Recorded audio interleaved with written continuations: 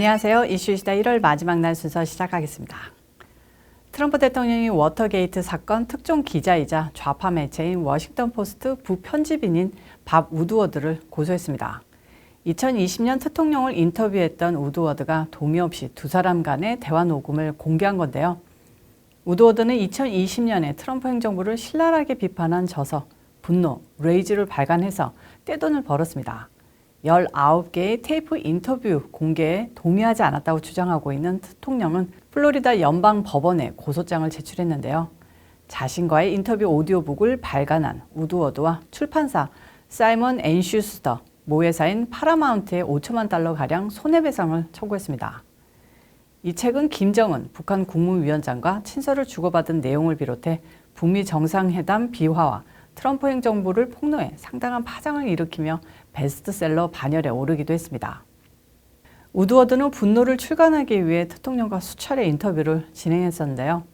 특히 당시 인터뷰와 대통령 재임 기간 동안 20여 차례 인터뷰를 묶어 오디오북 The Trump Tapes, 트럼프 테이프를 만들었습니다. 오디오북에는 김 위원장의 친서를 공개하며 본인이 이를 보여줬다고 알리지 말라는 당부를 포함해 각종 외교, 안보 현안에 대한 트럼프 전 대통령의 특유의 언사가 여과 없이 담겼다는데요. 도대체 이런 거 마음대로 내도 되는 겁니까? 우드워드는 특통의 목소리를 악용하고 이용한 겁니다. 특통은 우드워드와 그의 출판사에 반발하며 성명에서 나를 가능한 나쁘게 보이려고 공개적이고 노골적인 시도라고 말했습니다. 트럼프 대통령 변호인단은 소장에서 트럼프 전 대통령은 우드워드에게 여러 차례에 걸쳐 인터뷰는 책을 위해 문자로만 사용돼야 한다는 점을 말했다며 인터뷰를 마케팅이나 판매 등 다른 목적으로 판매해선 안 된다고 전제 조건을 달았다고 했는데요. 이에 반해서 출판사 측은 이 모든 인터뷰는 트럼프 전 대통령의 인지와 동의하에 녹음됐다. 트럼프 전 대통령의 역사적 육성 기록은 공공의 이익에 부합하는 일이라고 반박했습니다. 법은 우리에게 유리하다고 확신한다고까지 말을 했는데 깔 때는 언제고 이제 와서 역사적 육성 운운하는 행태가 참 할 말을 잃게 합니다. 자, 좌파들이 싫어하는 군산 복합체와 석유 재벌, 그중 엑슨모빌은 저쪽에서 미워하는 회사일지도 모릅니다. 그런 엑슨모빌이 트럼프 대통령 시절에는 트통 무서워서 벌벌 기었고 석유가 바닥이라 징징거렸던 거 다들 기억하실 겁니다. 그런 엑슨모빌이 바이든 정권 하에서 역사상 최고의 전성기를 맞고 있습니다.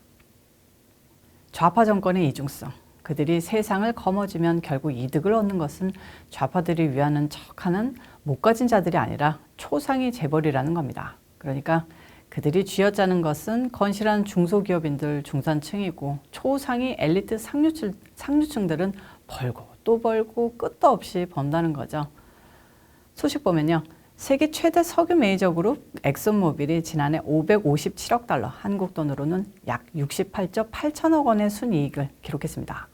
31일 엑슨모빌이 지난해 에너지 가격 급등으로 창사 이래 가장 큰 규모의 수익을 올렸다는 공시자료를 발표했는데요. 엑슨모빌이 기록한 지난해 수익 557억 달러는 화해자 등 대형 제약업체는 물론이고 금융이나 IT 분야의 대표적인 업체들을 앞지르는 큰 규모입니다. 지금까지 실적을 발표한 기업 중 엑슨모빌보다 수익이 많은 미국 기업은 애플과 마이크로소프트에 불과하다고 합니다.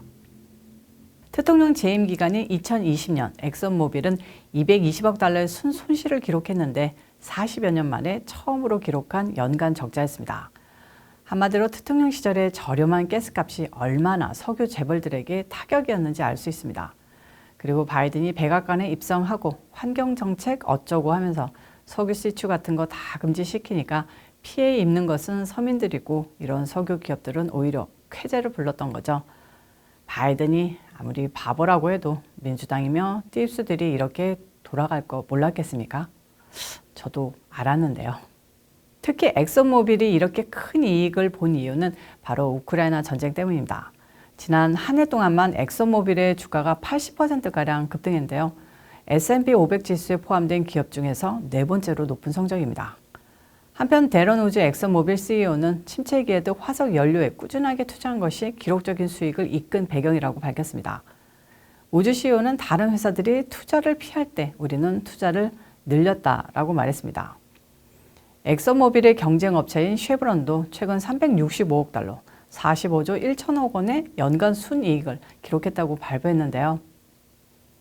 이 같은 에너지 업계의 막대한 순이익은 정치권의 비판을 부를 것 같습니다. 지난해 6월에 바이든은 엑선모빌에 대해 신보다도 더 많은 돈을 벌었다.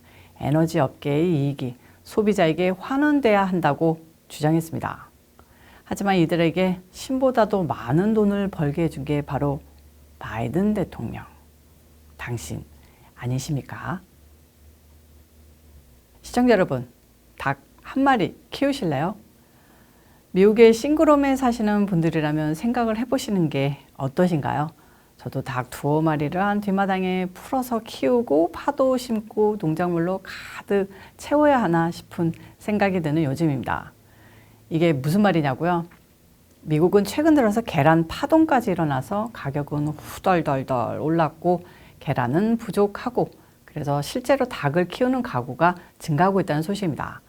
시골에서는 또한 돼지를 기르는 가구도 늘고 있다고 하고 일부 소비자는 값비싸진 계란이 들어간 요리를 피하고 통조림 식품 구입을 더 늘리고 있다고도 했습니다.